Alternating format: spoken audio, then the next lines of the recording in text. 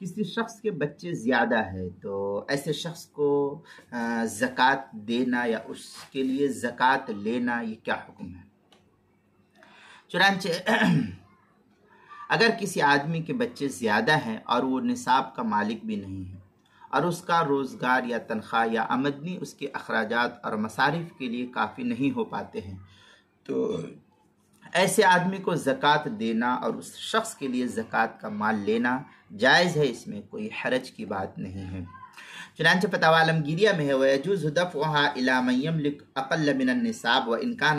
صَحِيحًا مُكْتَسِبًا۔ یہ فتاوی عالمگیریہ کی عبارت ہے، پہلی جلد صفحہ نمبر 189، باب فی المصارف، مکتبہ ماجدیہ کا چھپا ہوا نسخہ، البحر الرائق جلد نمبر 2 صفحہ نمبر 24، فتاوی شامی جلد نمبر 2 صفحہ نمبر 39،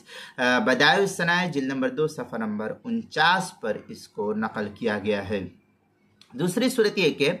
اگر کسی آدمی کو کثیر العیال، اہل و عیال زیادہ ہے اور وہ قرض دار ہونے کی وجہ سے گھر چلانا اس کے لیے مشکل ہو جاتا ہے تو اس کو زکوٰۃ دینا جائز اور درست ہے، اس میں کوئی حرج اور قباحت کی بات نہیں ہے۔ چنانچہ فتاوی عالمگیریہ میں ہے وَقَدَا لَوْ كَانَ لَهُ حَوَانِيت أَوْ دَارَ